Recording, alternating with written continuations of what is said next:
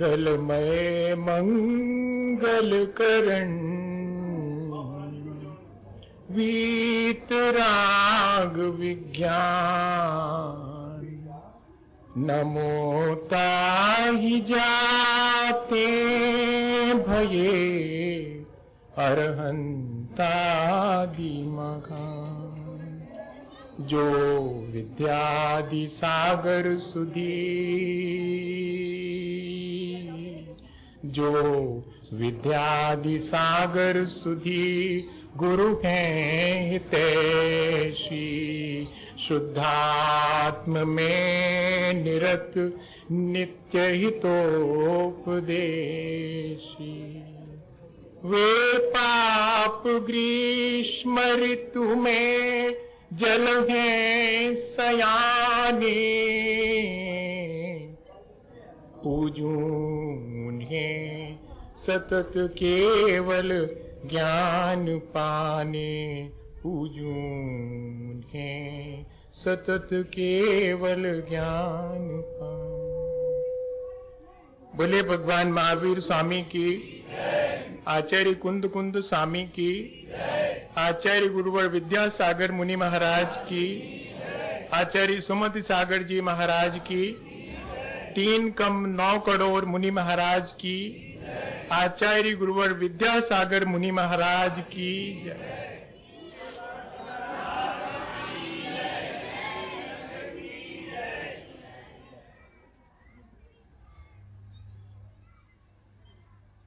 हम सभी लोग यहां इकट्ठे हुए हैं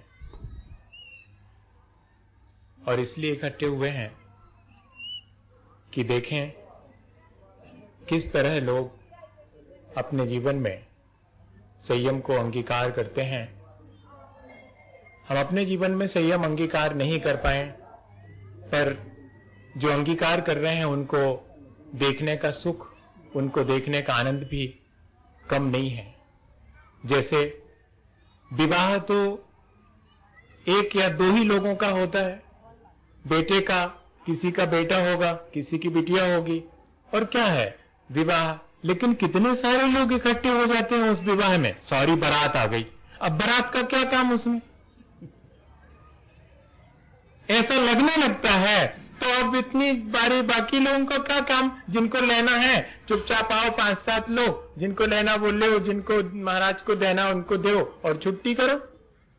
ऐसा मन में आ सकता है, लेकिन भैया कुछ चीजें ऐसी हैं, गुणिषु प्रमोदम, किसी के अंदर बढ़ते हुए गुणों को देखकर अगर हमारे मुख पर प्रसन्नता आती है, आह्लाद होता है, तो हमारे अंदर विशुद्धि बढ़ती है। मुझे आज बैठे बैठे ध्यान आ रहा था, जब नैनागिर में आचार्य महाराज ने जैनेश्वरी दीक्षा दी और हम सब लोग जो है ऊपर पर्वत पर पहुंचे, तो नियम सागर जी महाराज जो हमसे बड़े हैं, उन्होंने कहा महाराज आज तो हमको दीक्षाएं देख करके ही विशुद्धि बढ़ रही थी, बहुत आनंद आ रहा था।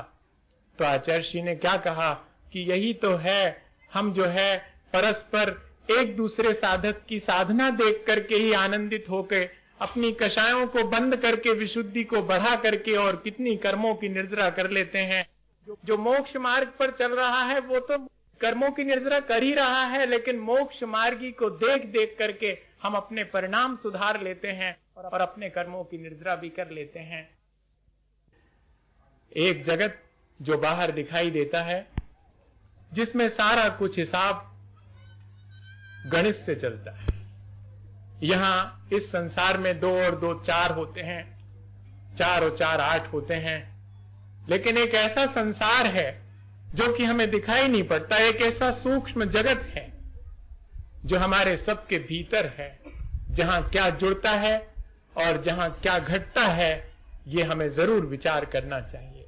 हमारे जीवन में हमने कलुषताओं को इकट्ठा किया है या हमने निर्मलताओं को इकट्ठा किया है, ये हमें देखना पड़ेगा। मैं तो चतुर्मास की उपलब्धि या वर्षावास की उपलब्धि हर जगह यही मान के चलता हूं कि किसी के भीतर अगर निर्मलताएं संचित हुई हैं तो हमारा वहां आना सार्थक हो गया, और अगर हमने अपने भीतर की मलिनताओं को ज्यों का त्यों रहने दिया, उसे हटाया नहीं तो शायद हमें अभी और भी सानिध्य की आवश्यकता होगी, और हमें जब अवसर मिले तो हम सानिध्य का लाभ न लें और बाद को फिर सोचें कि अरे हमें तो अपने जीवन को निर्मल करने का कोई अवसर ही नहीं मिला। हमें विचार करना चाहिए कि हम अपने जीवन को निर्मल कर पाए हैं या नहीं कर पाए हैं।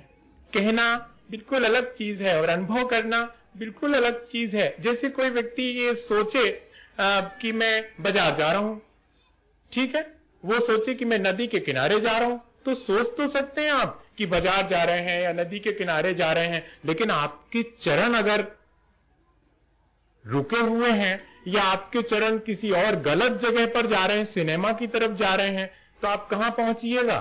सोचने से पहुंचिएगा कि मैं तो नदी किनारे सोच रहा हूं कि नदी किनारे जाऊं, लेकिन आपके चरण जहां पर हैं पहुंचेंगे वहां पर। हमें ये देखना है कि हमारा अपना जो आचरण है और हमारे अपने जो चरण हैं वो किस दिशा की तरफ बढ़ रहे हैं। भैया अगर इसकी पहचान करना हो तो बड़े आसानी से की जा सकती है। किसी व्यक्ति को बीज के बारे में नहीं मालूम हो कि ये काहे का फूल है, ये फूलों के बीज हैं या कांटे के बीज हैं, लेकिन जब उसमें से बोने के बाद फल निकलता है तो डिक्लेयर हो जाता है, फिर नहीं छुपाया जा सकता है कि ये बीज काहे का था। अगर हमें बीज के बारे में नहीं मालूम है पर उसका फल देख करके हम मालूम कर सकते हैं कि ये बीज इस प्रकार के फल का था। इसी तरह हमारे भीतर अगर कोई साधना का बीज या हमारे भीतर कोई निर्मलता का बीज अगर गिर गया है इन दिनों में तो वो फलित होना चाहिए। आज वो बीज यहां पर फलित हुआ है। मैं पहले भी 5 महीने यहां रहा, ठंड और गर्मी के दिनों में, बारिश में नहीं रहा था। सो इस बार आचार्य महाराज के आशीर्वाद से, उनकी आज्ञा से यहां वर्षावास भी हो गया। आचार्य महाराज के साथ भी बहुत बार, जितने बार आचार्य श्री एकाध बार ही मुझे उनके साथ आने का अवसर नहीं मिला होगा, यहां पर आए। आचार्य श्री तो कहते हैं कि शाहपुर के लोग तो चौथे काल जैसे लोग हैं। ये आचार्य श्री के शब्द हैं शाहपुर के लिए। हमको दीदी जो यहां पर हैं उन्होंने पिछले बार भी जो है, जब हम यहां रहे थे, हम जब भी यहां आए हैं तो हम अस्वस्थ ही आए हैं, लेकिन इन सबको जो है सेवा के लिए सब ने मिलकर के उन्होंने सबसे अधिक, मैं तो इस मंच से कहना चाहूंगा, एक त्यागी वृत्ति की सेवा करना। त्यागी वृत्ति अगर करता है तो वो अपने जीवन को सार्थक कर लेता है। पहले भी सब लोगों ने मिलकर के और अभी भी सब लोगों ने मिलकर के, और जो भी अस्वस्थ दशा में भी, वरना मैंने अपने जीवन में पहली बार इस तरह अनुभव किया कि जब मैंने अगर इस रोग से मैं नहीं बचा तो चारों प्रकार के जीवन का आहार का त्याग कर चुका था मैं। एक दिन इसी शाहपुर में ये स्थिति थी और आज आचार्य महाराज की कृपा से फौरन वहां से आशीर्वाद आया। घबराने की आवश्यकता नहीं है और सब लोगों की सद्भावनाएं थी और हम जो है आज आपके सामने और 2 बातें करने के लिए बैठे हुए हैं। अन्यथा किस जीव का क्या भरोसा, आयु किसकी कब निषेक समाप्त हो जाएं और हम प्लानिंग बनाते रहें बहुत लंबी चौड़ी, उसमें कोई अर्थ नहीं है। आज हम देख रहे हैं जो कुछ भी यहाँ पर आचार्य महाराज के आने से, मैं तो बहुत छोटा हूं और अपने को छोटा ही मान के चलता हूं, जो कुछ भी शाहपुर में आप सबने किया है, अपने जो संयम ग्रहण किया है, उस सबको मैं अपना उसमें कुछ भी नहीं मानता। आचार्य श्री यहाँ पर आए, आचार्य श्री का आशीर्वाद विद्यालय में बैठ करके आचार्य श्री ने यहाँ पर 5 दिन और वहीं अपन बैठे हैं, उन्हीं के आशीर्वाद से ये सब फलित होते हुए दिखाई पड़ रहा है। सबके भीतर व्रत नियम संयम। पीछी भैया, पीछी तो 1 लोग 2 लोग ने हाथ में दी थी, लेकिन मैं कर रहा था सबके। उधर दूर जो बैठा हुआ है उसके हाथ भी लगे हुए हैं। मुझे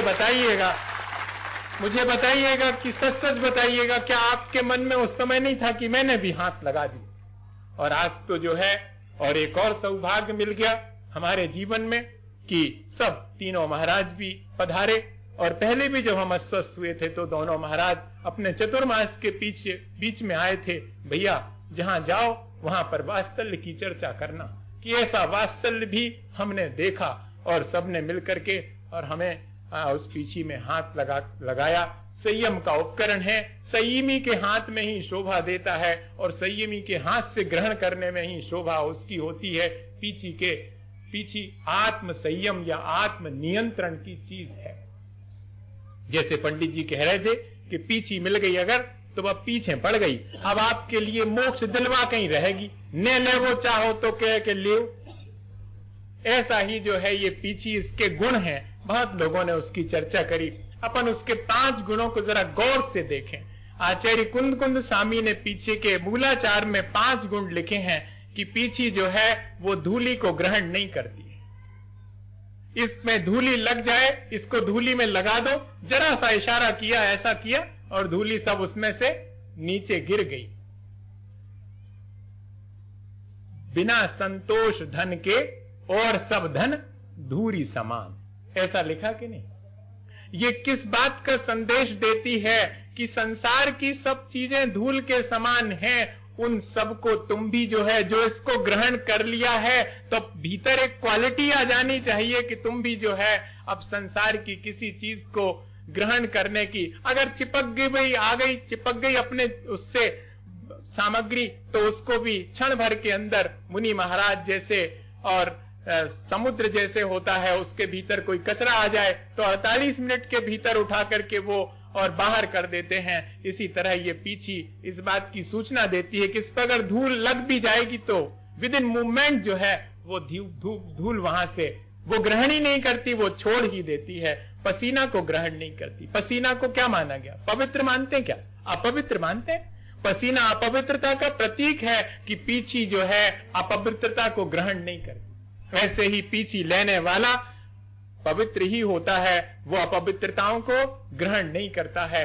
पीछी जो है वो अत्यंत मृदु होती है, बहुत सॉफ्टनेस और सुकुमालता, इन दोनों में फर्क है। मृदुता के मायने होता है सॉफ्टनेस और सुकुमाल के मायने है डेलिकेट। दोनों का अंतर जरा सा समझिएगा।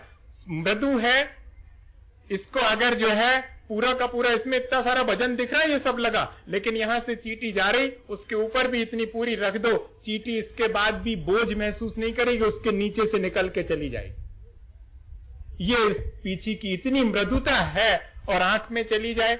ऐसे ही जो है, जैसे इस पीछी की मृदुता से किसी को कष्ट नहीं होता, ऐसे ही इस पीछी के लेने वाले से किसी को जीवन में कष्ट नहीं उत्पन्न होते हैं। ये बात जो है, जिस व्यक्ति के जीवन में पीछीधारी से कोई कष्ट उत्पन्न हो तो समझना वो उसके अपने कर्म का उदय है। पीछीधारी ने उसको कभी भी कोई कष्ट पहुंचाने की चेष्टा नहीं की होगी। पीछीधारी जो है कष्ट नहीं पहुंचाता। हम अपने, जब श्री कृष्ण ने शिशुपाल के 100 अपराध माफ कर दिए और 101वां अपराध किया तो चक्र चल गया, तो लोगों ने कहा इतने धैर्यवान थे, और जब 100 माफ कर देते तो 100 माफ कर देते तो एक और कर देते, सुखेन ले हम तो और कर देते, मनो उनको पाप को घड़ा भर गो सो फूट गो, अब हमारा क्या बस है उसमें। ऐसा जो है ये पीछी मृदुता का संदेश देती है, किसी भी जीव को इससे कष्ट ना पहुंचे, इस बात का संदेश। और डेलिकेट के मायने केयरफुल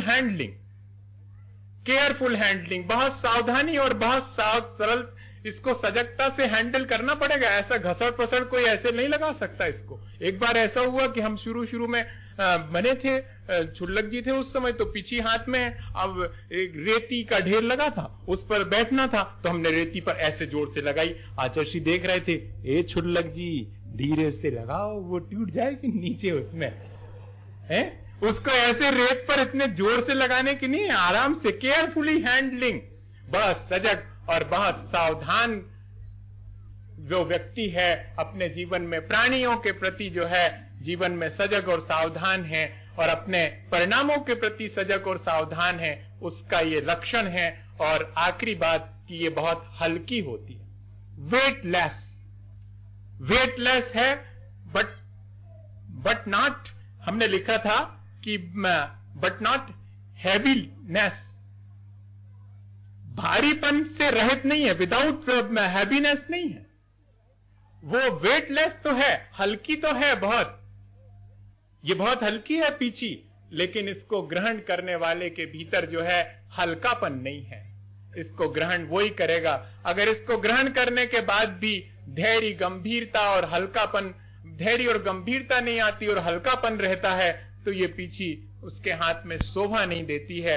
ये तो मोक्ष का मार्ग है भैया। इसको ग्रहण करने के बाद अपने परिणामों को संभालना बहुत अत्यंत आवश्यक है। किसी के जीवन पर बोझ नहीं बने। देखो, अच्छा, हमें कई बार लगने लगता है कि शुरू में बहुत संकोच लगता था जब हम जाते थे, सो एक आध दो रोटी खाई, थोड़ो कछु और ले लाओ, जल्दी से वापस आ गए। खबर पहुंच गई महाराज के पास कि जी महाराज बहुत संकोच करत। तो आचार्य जी ने हमसे पूछा, ऐसे नहीं चलेगा संकोच करने से? तो हमने कहा हमें ऐसा लगता है कि जिस श्रावक वगैरह का सोचें कि सभी ले चले जा रहे हैं, इतना ले लाओ।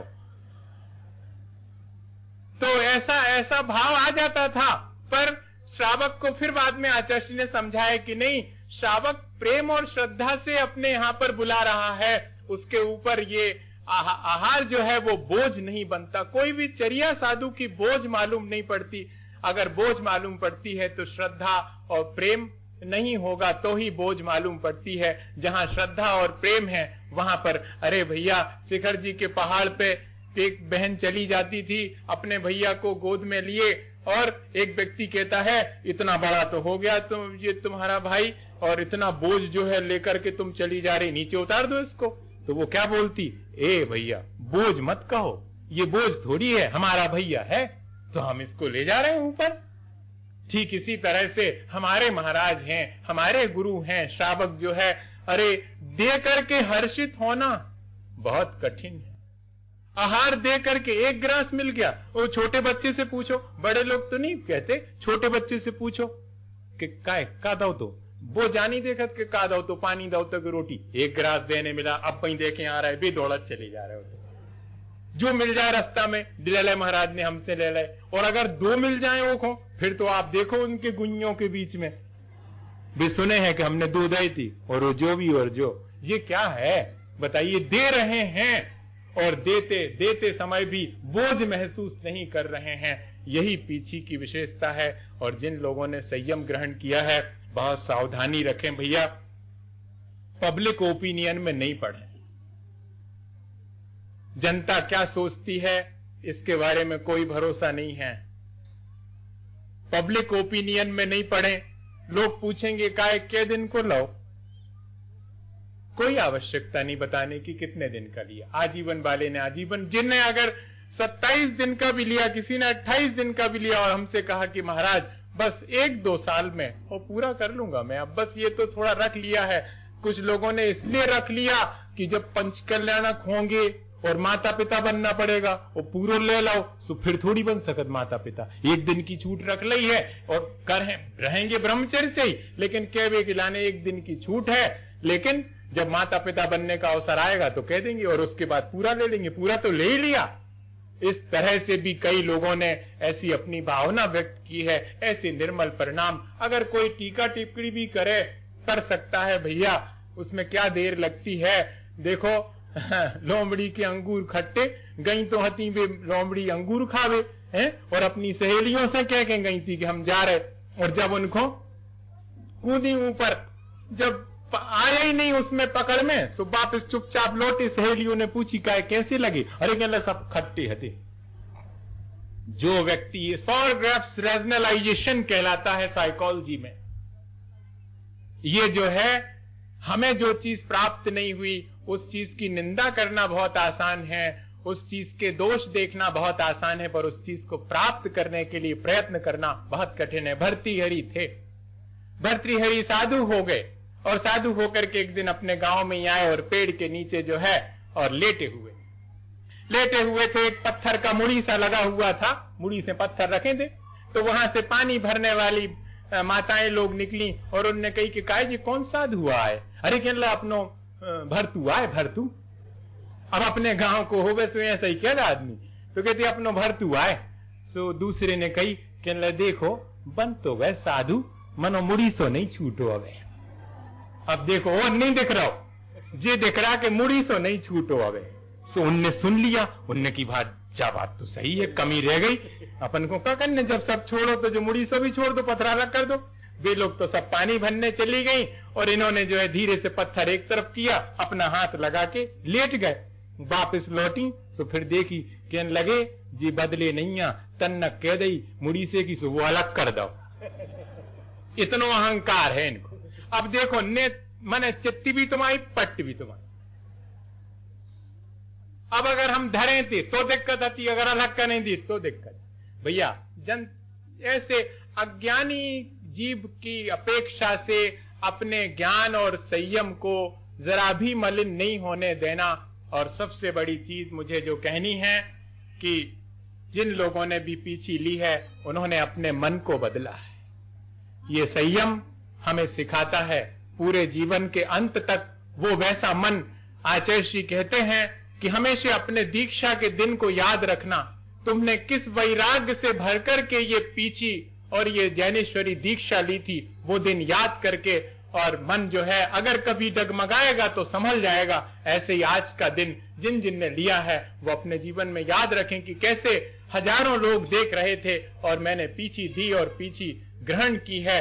अगर कभी मन गड़बड़ाने लगे तो याद कर लेना उन क्षणों को, तो अपने आप परिणाम जो है निर्मल हो जाएंगे। भैया मैं तो आखिरी समय, कोई मेरे से आखिरी समय जब मेरे प्राण निकलते हो और कोई पूछेगा कि आपका आखिरी उपदेश क्या है, तो यही कहूंगा, जिसका चित्त निर्मल है वो ही पार होगा। मन की निर्मलता, आत्मा की निर्मलता ही समय सार है और कोई चीज नहीं है। ऐसा जो है निर्मल परिणाम पाने की कोशिश करना। और अगर कभी परिणाम बिगड़ने लगे, दूसरे के बिगड़ने लगे, तो उनको भी संभालने का प्रयास करना। आखिरी घटना मैं आपको सुना करके और अपनी बात पूरी करता हूं।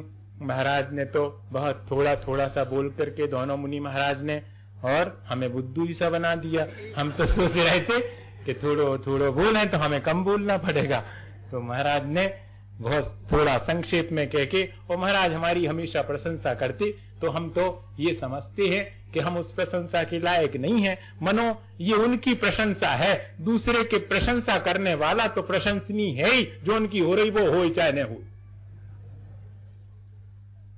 हाँ, मेरे ख्याल से ये नोट करके रख दे। प्रशंसा कहते हैं कि कोई वस्तु सुंदर है या नहीं है, आपने सुंदर कहा तो आप तो सुंदर हो ही, जी तो पक्का हो गया। क्योंकि किसी को अच्छा कहना ये बहुत कठिन है, किसी को भी बुरा कह देना तो बहुत आसान है। नहीं कठिन है हर दुर्बल को धमकी देना और डराना, नहीं बहुत सरल है किसी बेकसूर पर दोष लगाना।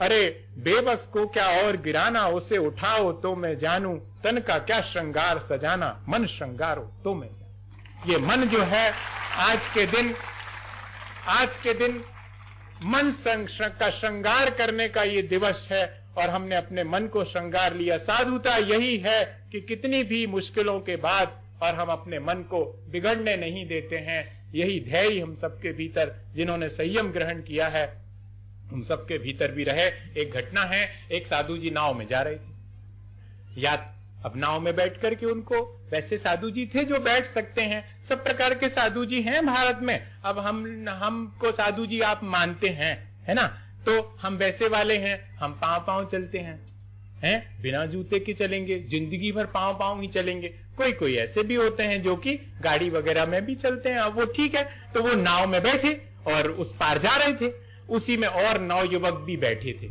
अब 9 युवकों को क्या सूझे, उनने कहा साधु जी को तनक चेंगाओ है, मतलब इनका मजा ले। ऐसा होता है। देखो भैया, हमने तो बहुत अनुभव किया कि सीधा सच्चा आदमी होवे, जैसे कि उसमें लिखा है 16 स्वप्नों में कि हाथी के ऊपर बंदर बैठो और वो चल कूद कर रहा हो और हाथी चुपचाप खड़ो। ऐसा ही आज की स्थिति ऐसा ही है। सीधा साधा ईमानदार होगा तो उसके ऊपर बैठ करके और उपद्रव करेंगे। साधु जी बिल्कुल सीधे साधे हते, 10-15 लड़का मिल गए, सो उनने 17 बातें कहना शुरू की। अरे काय को बन गए, भोजनों खो बन गए। ऐसा और भी जो हमें तो कह लो नहीं आउट की भी बातें, अब वे हमें क्या आउट होती तो काने हती, मगर है तो वो ऐसी सब बातें उनने। अब वो चुपचाप बैठे। अब जब बहुत अति हो गई, उसमें से किसी एक ने अपनी चप्पल उठा करके और जैसे ही साधु के सिर पर लगाने की चेष्टा तक करी, ये अभी हो नहीं पाया, और उतने में आकाशवाणी हुई कि साधु जी, उनको तो हुई कि सावधान, और साधु जी से कहा कि साधु जी अगर आप कहो तो 1 मिनट के अंदर इन सबको नाव पलट करके और डुबा सकता हूं। तब साधु जी ने अपनी साधुता नहीं छोड़ी और क्या कहा कि अरे भैया तुम कैसे आकाश से आकाशवाणी करने वाले हो, अगर तुम्हें पलटना ही है तो नाव मत पलटो, इनकी बुद्धि पलट दो जे अच्छे हो जावे, और कुछ नहीं हमें आवश्यक है। भाई हमें भी आपसे यही कहना है कि अगर जो है किसी के मन में कलुषताएं हैं तो हम तो यही चाहेंगे कि वो निर्मल हो जाएं और सबका चित्त निर्मल हो, और जो संयम ग्रहण करने वाले उनकी खूब जो है और आप सेवा करना, जिसने भी, हम तो बहुत कठिन समझते हैं इस चीज को, खांडे की धार है, जिसने गृहस्थी करी है और गृहस्थी में गृहिणी है उसके साथ रह करके 15 दिन का संयम, 20 दिन का संयम, 28 दिन का संयम, अरे भैया सामान्य बात नहीं है, पंचम काल है? व्यक्ति को तो संपर्क न मिले तो मन खराब हो जाता, जिसको संपर्क मिला उसके बाद भी वो अपने मन को निर्मल रखेगा, ये क्या सामान्य बात है क्या? बहुत बड़ी बात है। तो इन लोगों ने, जिनों में भी पहले बहुत से लोग और भी आए हैं जिनने व्रत लिए हैं, बढ़ाते ही चले जाना। अगर किसी ने 15 का लिया तो अगले साल 16 कर लेना, अगले साल 17 कर लेना, ऐसे करके रोज संयम के दिन बढ़ते जाएं, असंयम के दिन कमती होते चले जाएं। बस इसी भावना के साथ कि मलिनताओं की कमी हो और निर्मलता सबके मन में आवे, इसी भावना के साथ बोले आचार्य गुरुवर विद्यासागर मुनि महाराज।